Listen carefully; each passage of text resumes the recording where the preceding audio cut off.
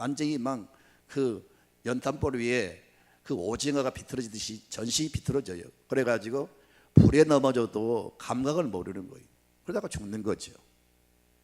그리고 뇌에서 물이 흐르면서 이 사람들은 단명합니다. 오래 살지를 못해요. 귀신으로서 왔다는 겁니다. 성경은 말씀하기를 하나님의 영광을 위하는 병도 있어요. 예를 들어서 그 한 집에 환자가 발생함으로 그 한 아이 때문에, 한 아들 자녀 때문에 가족 전체가 예수 믿고 구원받는 그런 경우도 많이 있어요. 다 우리가 일방적으로 귀신의 역사라고 매도할 수는 없지만 어떤 병은 귀신에서 온 병이 있어요. 오늘 이 병은 바로 그렇게 해서 온 겁니다. 자, 이런 상태를 지금 보면서 여기에 많은 사람이 모여있지만 전혀 이 아이에게 도움이 안 된다는 겁니다. 심지어 제자들도 도움이 안 되는 거예요.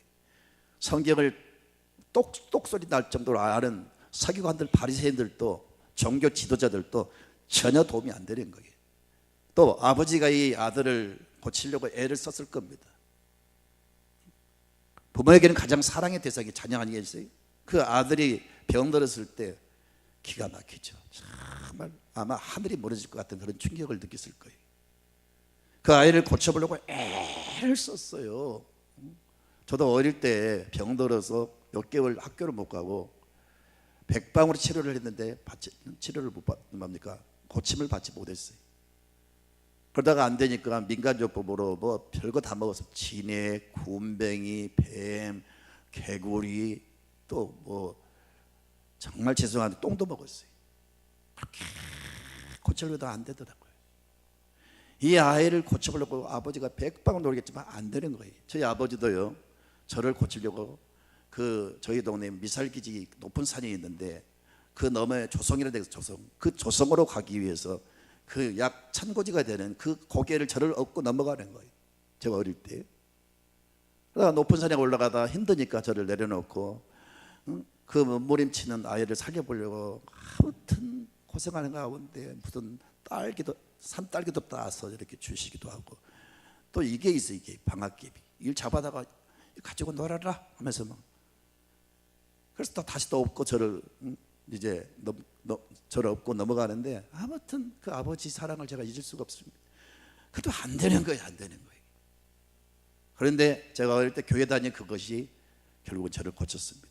아무것도 모르는 그런 소년이었지만 밤마다 그 몸부림 속에서 예수님의 이름을 부르면서 예수님 저를 고쳐주세요. 몸부림치는 가운데 주님이 제게 응답을 주심으로 고침을 받았습니다. 제가 목사가 됐는데 어떻든 이 아들을 치료하려고 애를 쓰는데 아무 도움이 안 되는 거예요. 성경학자들도 지자들도 여기 많은 모인 사람들도 그 누구 한 사람 이 아이에게 도움이 안 되는 겁니다.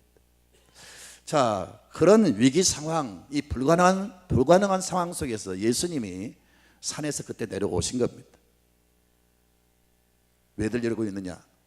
그때 재빨리 그 아이의 아버지가 선생님의 제자들에게 이 아이를 고치려고 왔는데 고치지를 못했습니다. 선생님, 혹 할 수 있거든 제 아이를 불쌍히 여겨 주시기 바랍니다.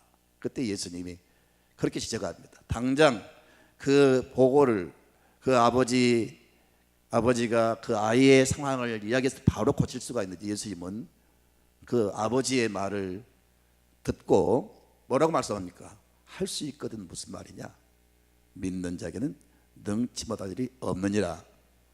그러니까 이 아버지는 예수님의 능력을 믿기는 믿었는데 완전한 믿음이 아니에요. 반신반의하는 믿음입니다. 할 수 있거든 내 아이를 불쌍히 해주십시오. 이거 다른 말로 말하면 혹시 선생님이 이 아이를 고칠 수가 있다면 좀 고쳐주십시오, 그런 말이에요.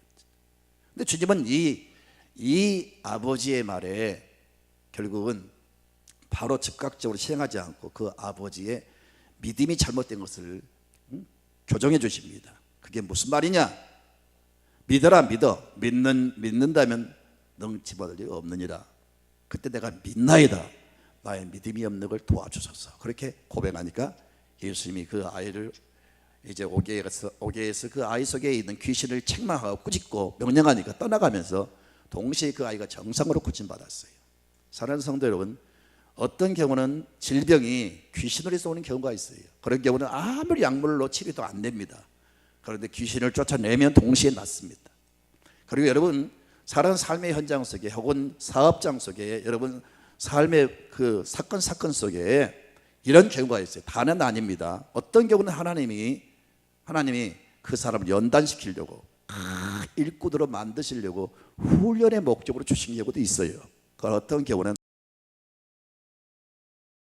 그런 사건들이 일어날 수가 있어요. 이런 경우는 우리가 영적으로 분별해서 그 귀신을 쫓아내면 모든 사건이 종료됩니다. 이것을 아시고요, 여러분, 때로는 힘으로 능으로 안 될 때 예수님처럼 그 아이에게 들어있는 귀신을 꾸짖고 책망하니까 떠나감과 동시에 정상으로 돌아온 것처럼 예수님께서 말씀하셨어요. 너희가 내 이름으로 귀신을 쫓아내며 그랬어요. 아멘이죠. 베드로도 바울도 귀신아 떠나가라, 그러니까 떠나가면서 정상으로 회복된 것을 성경에서 볼 수 있잖아요. 그렇게 시도를 해보세요. 절대 이건 비성경적인 방법이 아니고 오히려 주님이 기뻐하시고 역사하실 줄로 믿습니다. 자, 아무튼 이 상황은 힘으로 능으로 의술로 절대로 해결할 수 없는 불가능한 상황입니다. 근데 주님이 오셔서 말씀 한마디로 그 귀신을 쫓아내면서 정상으로 회복시켜 주신, 불가능을 가능케 하신 사건을 볼 수가 있어요. 자, 여러분, 크고 작은 문제를 만날 때마다 꼭 질병이 아니라 다른 어떤 문제를 만난다 할지라도 여러분 이 말씀을 꼭 기억하시기 바랍니다. 위기 상황을 극복하는 비결, 불가능을 가능케 하는 비결은 뭐냐? 첫째로 예수님을 그 자리에 모셔드리시기 바랍니다. 예수님이 산 위에 계실 때는 아무리 발버둥 쳐도 해결되지 않았어요. 그런데 그 불가능한 상황 속에 우리 주님이 딱 오셔서 말씀하시니까 깨끗이 해결됐잖아요. 예수 믿는 사람은요, 여러분 심령 속에 예수님이 계십니다. 그리고 예수님은 공자나 마호메트나 이런 성인들처럼 땅속에 묻혀 계신 분이 아니고 살아계셔서 역사하신 분이에요. 시간과 공간을 초월해서 역사하신 분이에요. 그래서 위기 상황을 만나고 어려운 일을 당할 때마다 그 현장에 주님 오시옵소서, 주님이 이 자리에 오셔서 이 사건을 종료시켜 주시고 이 문제를 해결해 주십시오, 그렇게 요청하십시오. 그러면 주님이 오셔서 그 문제를 해결해 주실 줄로 믿습니다. 주님은 전능하신 분이에요. 그분이 오셔서 역사하시면 됩니다. 아멘입니까? 베드로를 비롯해서 제자들이 밤중에 배를 타고 바다를 이렇게 횡단하다가 큰 풍랑을 만났잖아요. 그들은 평생토록 어릴 때부터 바다에서 배 타고 고기 잡던 그야말로 잔뼈가 굵어진 사람들이에요. 아주 노련한 사람들이. 그런데 이 풍랑을 전혀 지금 어찌할 수가 없는 겁니다. 지금 죽을 위기를 만났습니다. 근데 주님이 그 자리에 걸어오셔서 밤중에 나타나셔서 바람아 잔잔하라 외치니까 잔잔해졌잖아요. 주님은 시간을 혹은 공간을 초월해서 역사하신 분입니다. 그러니까 여러분 어떤 상황 속에서 여러분 처한다 할지라도 주님 오십시오, 주님 부르면 주님이 여러분을 도와주실 줄 믿습니다. 결정적으로 여기에 주님이 오셨어요. 주님이 말씀하셨어요. 그때 해결됐던 겁니다. 사랑하는 성도 여러분, 언제나 주와 동행하시고 마치 가지가 나무에 붙어있듯이 항상 주와 교통하시고 주님을 의지하는 삶을 살아가십시오. 그러면 나는 한계를 느끼고 나는 능력이 없고 지혜가 없고 힘이 없지만 내 힘으로 아무리 발버둥 쳐도 안 된 그 사건도 주님이 역사하시면 한순간 해결될 줄로 믿습니다. 히브리서 13장 8절을 우리 같이 읽도록 하시죠. 시작. 히브리서 13장 8절 어디 갔나요? 네? 아, 이거 갔답니다. 이거 시험 들었네 지금. 왜 시험 들었을까? 아무튼 히브리서 13장 8절 다 암송할 수 있죠. 예수 그리스도는 어제나 오늘이나 영원토록 동일하십니다. 아멘입니다. 지금도 동일하십니다. 그리고 마태복음 28장 20절에 세상 끝날 때까지 항상 너희와 함께 있으라 그랬습니다. 항상 주님 중심으로 살아가세요. 나는 못하지만 주님이 도와주심으로 해결됩니다. 두 번째는 주님을 믿는 믿음이 있어야 됩니다. 자, 이 아버지가 예수님께 이 사건을, 이 사실을 알리면서 도와달라고 요청하지만 주님이 그 마음속에 있는 믿음을 보실 때 기적을 일으킬 만한 믿음이 없었어요. 언제나 주님은요, 우리의 믿음을 보십니다. 믿음이 적은 연고니라 믿음이 없도다. 내 믿음이 어디 갔느냐? 이렇게 믿음이 없는 걸 책망하시고, 내 믿음이 크도다. 내 믿음대로 될지어다. 믿음을 따라 역사를 하세요. 예수를 믿는 믿음이 견고하시기 바라고, 여러분 하나님의 말씀과 기도와 성령을 통해서 믿음을 키우세요. 믿음이 자원이고 믿음이 재산입니다. 왜냐하면 하나님은 믿음을 통해서 역사하시기 때문에 그렇습니다. 그러니까 이 아버지 상황이 지금 딱 하고 지금 이 보고를 들었을 때 바로 할 수 있지만 그 믿음이 없는 것을 지금 책망하십니다. 할 수 있거든 무슨 말이냐? 믿는 자에게 능치마다함이 없느니라. 주여 믿음이 없는 걸 도와주소서. 나 믿음이 없습니다. 믿음이 없는 걸 솔직히 고백하면서 믿음을 달라고 기도하세요. 그래서 그 중심에 그 착한 믿음을 보시고 주님이 정상으로 치료해 주셨습니다. 마태복음 17장 20절을 보면은 그런 말씀이 있어요. 들어오네요? 저기 나와요. 지금 자꾸 헷갈리네요. 이르시되 너희 믿음이 작은 까닭이니라. 진실로 너에게 이르노니 만일 너에게 믿음이 겨자씨 하나만큼만 있어도 이 산을 명하여 여기서 저기로 옮겨지라 하면 옮겨질 것이요 또 너희가 못할 것이 없느니라. 믿음이 작은 까닭이라. 이 아이를 고치지 못한 것은 너에게 믿음이 없었기 때문이다. 그러나 너희 안에 믿음이 한 겨자씨 한 알만큼만 있어도 이 산을 명하여 저기로 옮기라 해도 옮겨진다. 여러분 겨자씨는 특징이 씨가 작습니다. 씨가 작으니까 예수님이 말씀하신 겨자씨 이 믿음은 작은 믿음으로 오해를 할 수가 있는데, 이 겨자씨 한 알만큼, 만큼이란 말은 보통 우리가 상식적으로 양을 말하죠. 이만큼. 겨자씨가 작으니까 작은 믿음으로 생각하는데 그게 아니고, 만큼이란 말은 헬라 원어로 호스란 말이에요. 호스. 무슨 뜻이냐면 기질, 성격, 특징 이런 뜻이에요. 그러니까 겨자씨는 작지만 그 속에 신비한 어떤 여러분 속성이 있잖아요. 겨자씨는 작지만 그 속에 생명이 있습니다. 그러니까 믿음은 살아있어야 돼요. 관념적이고 지식적인 믿음이 아니고 살아있는 하나님의 말씀을 통해서 무장한 산 믿음을 가져야 돼요. 생명 있는 믿음을 가져야 돼요. 겨자씨는 작지만 쑥쑥 자랍니다. 겨자씨는 작지만 많은 열매를 맺습니다. 진짜 믿음은 이런 믿음이라는 거예요. 이 믿음을 가질 때 이 간질병 걸린 아이는 물론이거니와 우리가 살아가는 삶의 현장에 태산 같은 문제가 있다 할지라도 이런 문제를 거뜬히 헤쳐나갈 수 있다는 겁니다. 믿음의 부자가 되십시오. 믿음이 충만한 사람이 되십시오. 믿음이 이기는 겁니다. 오늘 말씀에 9장 23절에 따라서 믿는 자에게는 능치 못할 일이 없느니라. 그렇습니다. 믿음을 키우십시오. 근데 진짜 믿음이 있을 때는요, 큰 문제가 있어도요 그게 두렵지가 않아요. 믿음이 없을 때는 막 두렵고 안 된다, 이거 못한다 이런 판단과 생각이 꽉 차버리는데, 믿음이 충만하면요 이게 아무것도 아닌 거예요. 아시겠어요? 지금 이 말을 이해하시겠어요? 믿음이 충만하면요 문제가 문제로 안 보인다니까요. 그리고 희한하게 믿음이 충만하면요 이게 된다 하는 확신이 와버려요. 이거 참 신비한 일인데, 믿음이 충만하면요 마음속에 그게 온다니까요. 이게 된다, 그냥 딱 확신이 와버린다니까요. 그게 믿음이라고요. 이런 사람은 기적을 봅니다. 믿음을 키우세요. 세 번째는 불가능을 가능케 하는 비결은요, 오늘 9장 28절을 주목해서 보십시오. 기도 외에는 이런 종류가 나갈 수 없느니라. 기도가 불가능을 가능케 합니다. 하나님의 말씀을 그대로 믿으십시오. 불가능을 가능케 하는 비결은 그 현장에 주님을 모셔드리십시오. 두 번째는 주의 능력을 믿으십시오. 세 번째는 여러분 주님 앞에 기도하셔야 됩니다. 기도가 힘들다 어렵다 여러분 그렇게 생각하십니까? 기도는 성도의 특권입니다.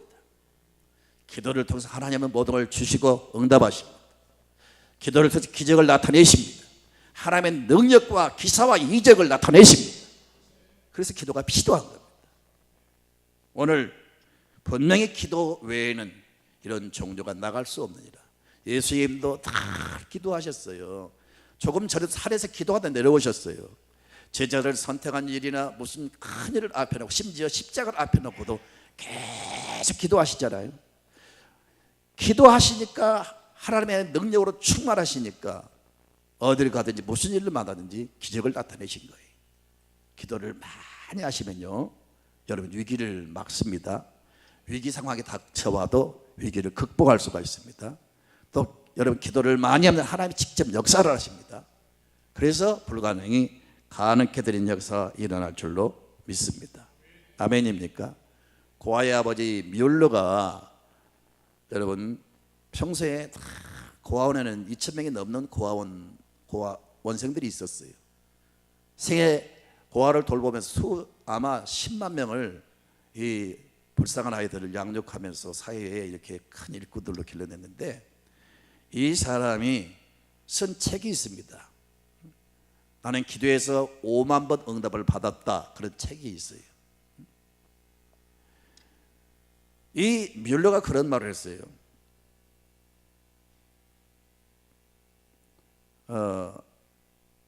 그런 난관이 있는 이유는 우리의 신앙을 연단하려는 까닭이요, 응답을 주시려고 하는 데 있다. 여러분, 어떤 경우는 하나님이 그 문제 속에서, 그 사건 속에서 하나님이 하시는 일을 나타내시려고, 하나님이 살아계신 것을, 하나님의 능력을 그 사건을 통해서 나타내시려고 주신 경우가 있어요.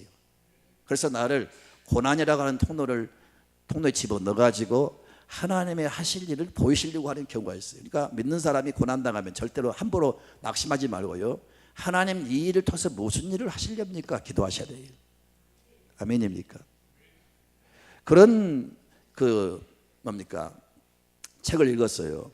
요즘은 기술이 발달해가지고 인공 다이아몬드가 나옵니다.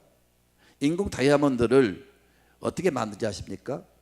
그 숯불을 1700도 뜨거운 열로 가합니다. 숯덩어리를. 불이 붙잖아요. 그 숯이 막 이게 뜨겁게 불이 붙으면 그 속에 막 파란불, 막 희한 불빛이 막 이렇게 올라옵니다. 그 1700도의 숯덩어리를 5만 기압으로 압축 팍 동시에 누르면 그 순간 그 숯이 다이아몬드로 변하는 거예요.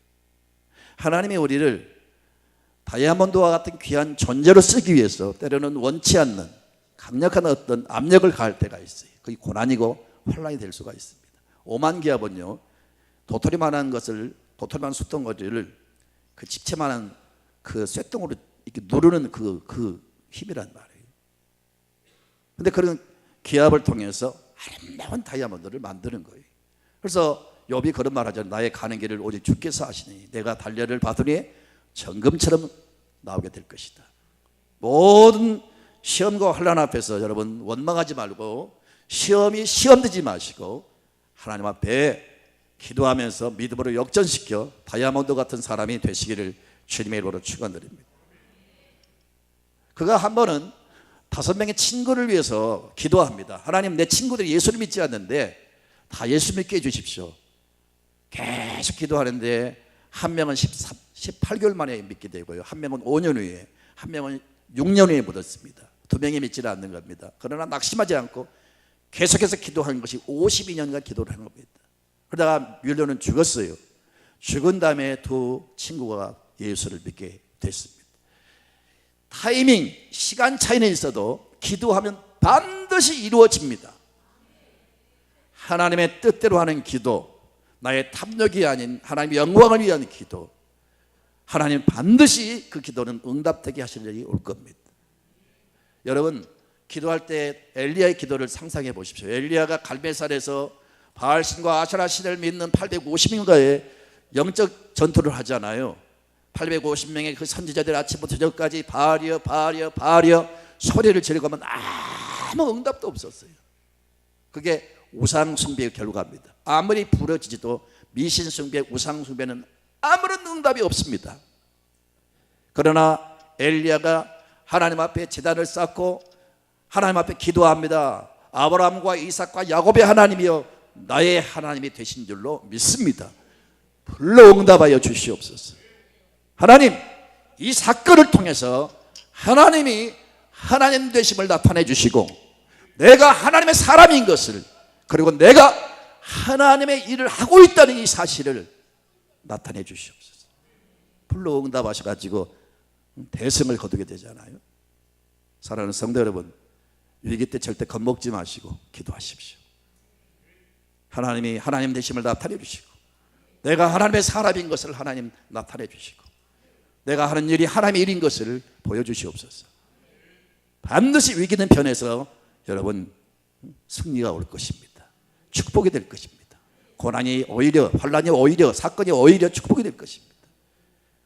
절대로 미리 겁먹지 마시고 낙심하지 말고 원망 불평하지 말고 하나님 앞에 기도하시기를 바랍니다. 여러분, 그 세계 제2차 대전 때 독일이 프랑스를 침략했습니다. 그래서 영국이 프랑스를 돕기 위해서 35만의 군대가 이제 거기에 참가를 했습니다. 근데 이 덩케르크라고 하는 그 항에 이 영국군이 독일군이 갇히게 됐어요. 포위가 됐어요. 그래서 이 상황은 완전히 영국군 35명이 다 전멸을 당할 수밖에 없는 그런 위기 상황을 만났습니다. 이 소식이 본국에 이제 보고가 됐습니다. 조지 6세의 왕이 전 국민에게 우리 기도합시다, 이런 위기를 맞고 있는데 우리 온 영국 국민은 기도합시다 해가지고 기도의 날로 선포하고 자기 자신이 굵은 베옷을 입고 무릎을 꿇고 하나님의 통성으로 막 통회하면서 기도했어요. 강요들이 모든 영국 국민들이 이 위기상을 놓고 기도했어요. 놀라운 사실은 하나님이 독일 군대 진지에 눈도 뜰 수 없도록 막 폭풍우를 붙여버렸어요. 얼마나 비가 쏟아졌는지 사람이 움직일 수 없게 만들어버린 겁니다. 비행기 한 대 뜰 수가 없고 탱크 한 대 움직일 수 없도록 막 하나님 부어버리는 거예요. 그 순간에 영국군이 모여있는 곳에는 비 한 방울 오지 않게 하시고 환하게 빛을 비춰주는 겁니다. 이쪽은 폭풍우가 쏟아지고 이쪽은 빛으로 쫙 열어서 무사히 빠져나오게 만들어버렸어요. 그래서 그 사건 이후에 영국은 지금까지 그날을 기도의 날로 지금도 기념하고 있는 거예요. 이런 상황들은 얼마든 찾아볼 수가 있습니다. 1970년도 4월 달에 아폴로 13호를 발사했습니다. 20만 5천 마일 올라가가지고 모든 기계가 다 작동이 멈춰버렸어요. 그래서 이 우주선이 미아가 될 수밖에 없는 상황이 됐습니다.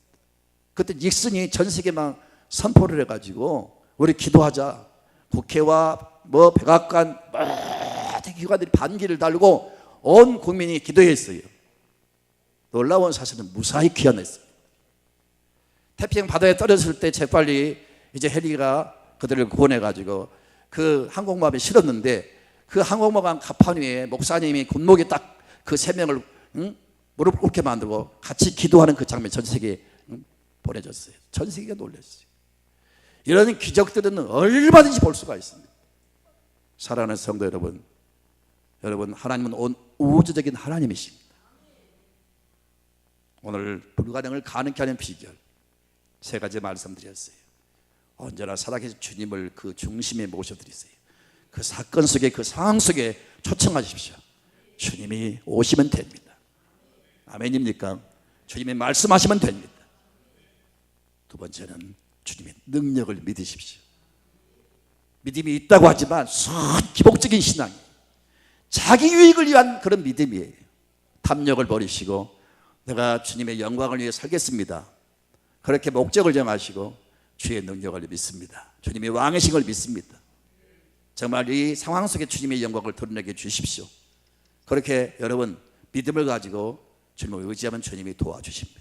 기도하십시오. 응답하실 줄 믿습니다. 그래서 어떤 위기를 만나도 항상 역전의 여러분 명사가 되시기 바라고, 어떤 상황을 만나도 기적의 주인공이 되시기를 주님의 이름으로 축원드립니다. 축원드립니다. 할렐루야.